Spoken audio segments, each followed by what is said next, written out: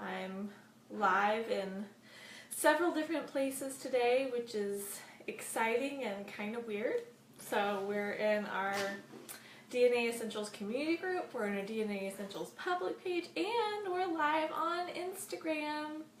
So anyways, I've got lots of friends in all these different places, and I wanted to make sure that you all were getting some great information about summer skin and how we can take care of our skin in the summer, which is really important. As we know, skin is important. It's our largest organ, so we want to be able to take care of it, right? And it's not just for our own, the way that our skin looks, right? It's not a vanity thing. It's a health thing too. We want to be taking care of our skin so that we can make sure that we're not, we're going to be able to be preventing some dangerous things that could be happening if we're not taking care of our skin, especially in the summertime when we're out at the pool, we're at the beach, we're outside more. We are in Texas and it is hot outside. It was 100 degrees yesterday. It's hot, and I was outside, and we've just have got to be taking care of it. Prevention is absolutely key when we're talking about skin. So let's talk about that. A really good skin routine, right? So Erica Riley, she is the master esthetician at the doTERRA Spa at the headquarters in Utah. Yes, they have their own spa, and it's beautiful. I've seen it. I love it. If I lived in Utah, I'd be going all the time.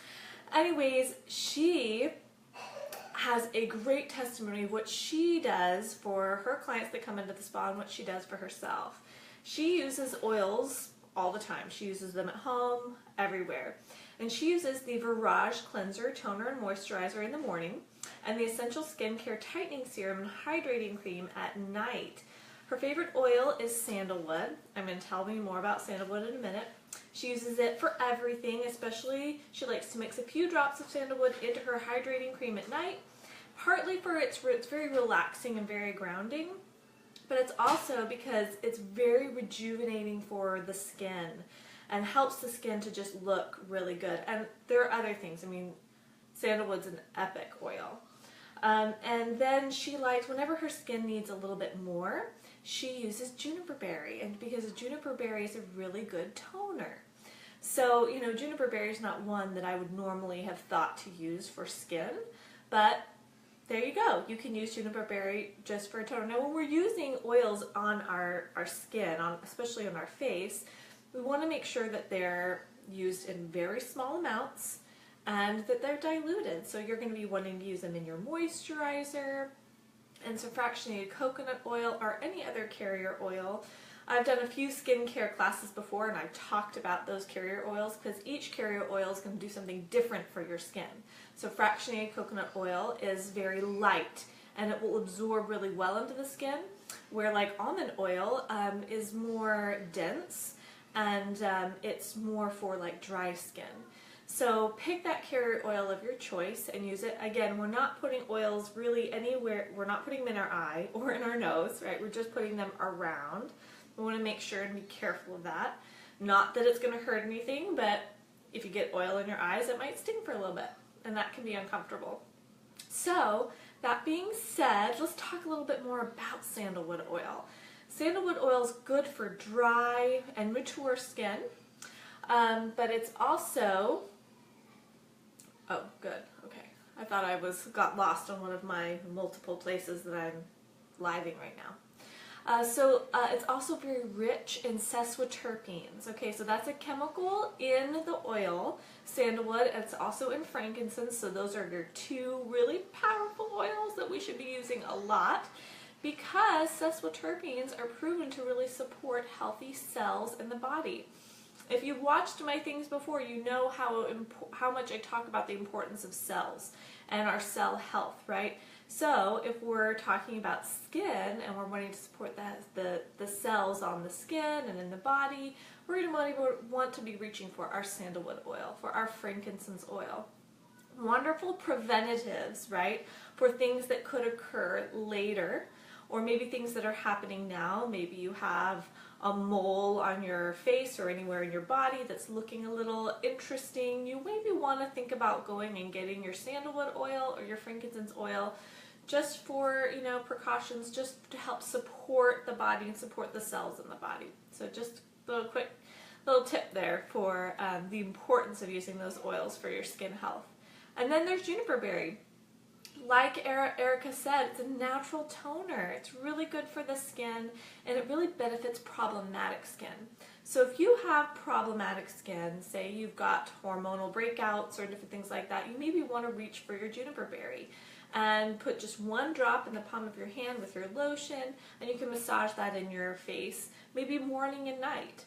So that would be one to use. Now, I also like to shift around my oils and not use the same one for too long of a time. So I might use juniper berry for a week, and then I might switch to immortelle or sandalwood or lavender, things like that. So really making sure that we're alternating those is really good for the skin and gives you all those different benefits that are really nice. So essential oils for different skin types. There's different ones that we can use. So if you have just normal skin, you don't really have any problematic skin issues, anything like that, then lavender, geranium, ylang ylang, and immortelle, which is the anti-aging blend, those are great ones to use. And you would just use that morning and night if you just have normal skin. Say you have oily skin. So you're going to want to reach for lemon, actually, and you only want to use lemon oil at night. That's not one that you're going to want to put on in the morning, because the citrus oils are photosensitive, phototoxic, so when you put the lemon oil on your skin and you go out in the sun, it could burn your skin. It can be very sensitive. So you want to be mindful of that. So use that lemon on your face. It's very cleansing. It's really good for the skin, but use it at night. Lavender is good for oily skin, cypress, frankincense, geranium, lemongrass, wild orange, and melaleuca. And then if you have dry skin, I have dry skin personally, and so I tend to use more of the sandalwood, geranium, cedarwood actually is wonderful for dry skin, and I like to use that every few weeks. It really feels, and patchouli too. I like both of those, and I sometimes will use them together, but it just feels like velvet on my skin, and I love the way that feels. Lavender, myrrh. So myrrh oil is super thick, and when you tip it over, I wish I had my bottle with me. You tip it over, and it just, it takes forever for those drops to come out and drop in your hand. It's just thick and rich. So myrrh for dry skin can be really, really healing for the skin, supportive for the skin. People with sensitive skin, say you have irritated skin and things just don't really work, you just have to be careful. Then you want to use Roman chamomile. Now Roman chamomile is very strong, so what I recommend with that is to make your own roller bottle that's already diluted, and I would just do, let's say, a 10 ml roller bottle, maybe just 4 or 5 drops of Roman chamomile, and fill the rest up with carrier oil, and then you can rub that on your face. Lavender, geranium, or you maybe could put a combination of those in your own roller bottle and use that for your skin. That can be really good. And anytime you're using oils in a roller bottle, you're saving oil, which is nice. Let's say you have mature skin. So myrrh, again, would be another one. Frankincense, ylang ylang, geranium, helichrysum is very supportive for skin. Sandalwood, wild orange, patchouli, and of course immortelle, which is the anti-aging blend. And then for blemished skin, we want to be going more towards melaleuca, frankincense, cedarwood, helichrysum, because helichrysum can be so supportive for a healing process. And lavender, lemongrass, patchouli, and also immortelle. So those just gives you an idea. A lot of them can be used for multiple different things. So you just kind of have to play around with it and see what really works best for you and your own skin type. So, some recommendations, now that we're in the summer, some recommendations for summertime skincare. So what are the things that we can do to help just maintain good skin health and have a good routine? And that is, the main one in the summertime is to wear sunscreen. And we have to pay attention to the kinds of sunscreens that we're using, okay? I know there's lots of information out there about sunscreens. I really recommend visiting the EWG website because they have a great little whole section on the sunscreens that you should be using and which ones are safe and which ones are filled with toxins and chemicals and which ones actually do a good job. So there's lots of different things we can do with sunscreen. Some of my favorites are, I have several that I like to use, but I like the Beauty Counter. Actually, it's another company, but they make an excellent sunscreen. And I love it, and I've used it, and it is a SPF of 30. And so I've used this before, and I love it. For my kids, I really like Badger brand. Badger has a great, this is for babies, and it is an SPF of 30, and it is just excellent. Now, this is very, very thick, so it's like, you know, when you would put the zinc oxide on your face, you know, it's thick like that, so you really have to blend it in. Sometimes I'm standing there and blending it on my kids for quite a while, but it really works. So there's one. And then, of course, I like Baby Ganix.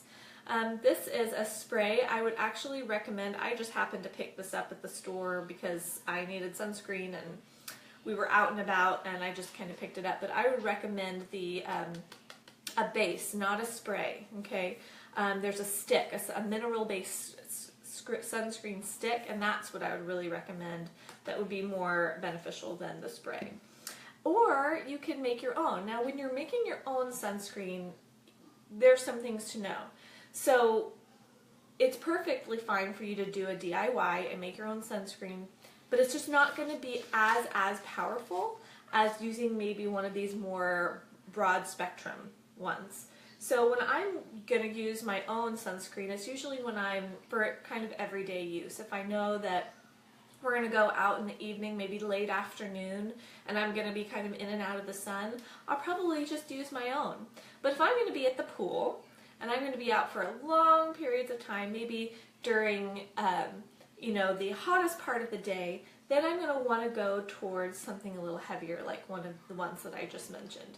So you can use all of them. You don't just have to use one over the other, and they're meant for different things. Some of them are water resistant. You're always going to be wanting to reapply the sunscreen, you know, after you've gotten out of the water and things like that.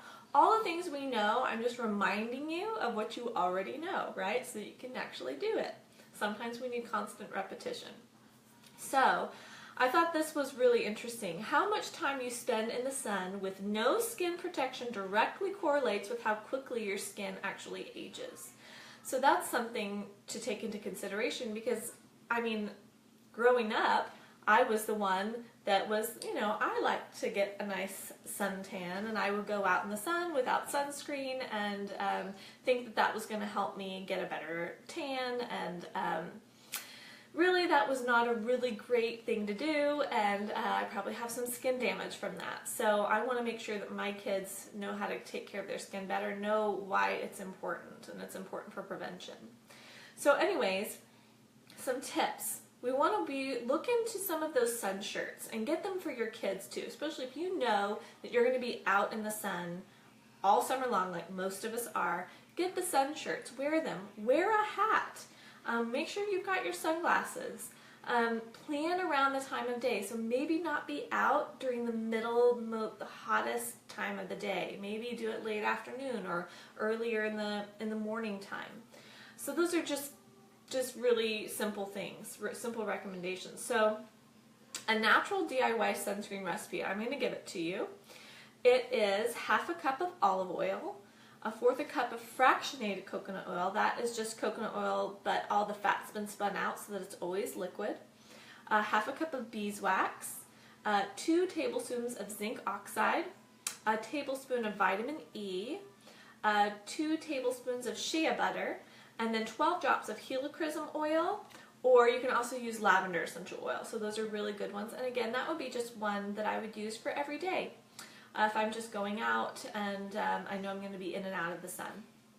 So another thing that's important that we need to be doing for our skin is exfoliation, right? So you can exfoliate twice a week, and that just helps to maintain the smoothness of your skin.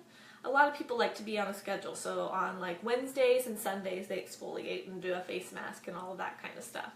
I really like the doTERRA Reveal system. They have a really good exfoliation system.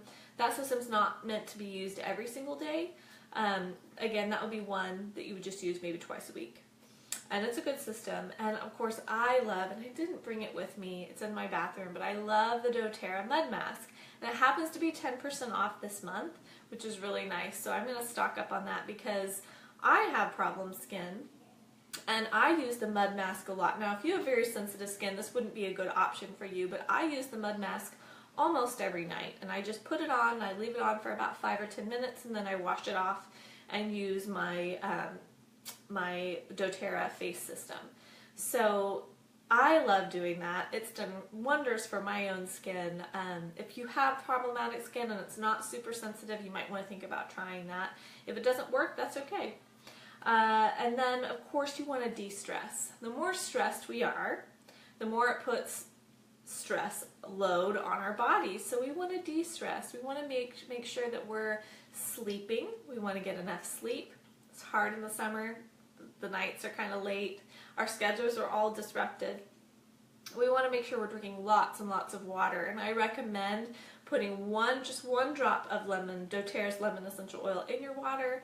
And it really just helps to hydrate your body, to cleanse your body, which does wonders for your skin. And of course, eating healthy. We want everything that we put in our bodies shows up, right? It shows up in our energy. It shows up in our health and the function of our body. So when we're feeding our body well, other things in our body are going to be humming and doing their job and doing what they're meant to do.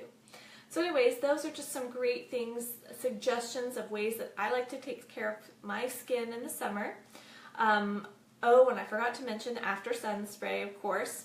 If you've been out in the sun, you want to make sure you already have made your after sun spray, and that's just a spray bottle with lavender and peppermint and frankincense, so that when your skin gets overheated, you can just spray that down. And I like to use fractionated coconut oil for that.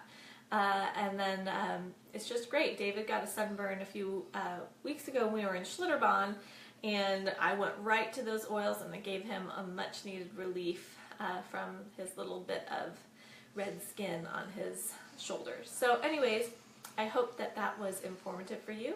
And if you've got questions, just post them in the comments and I'll do my best to answer them. And you guys have a great, fun summer. Okay? Bye.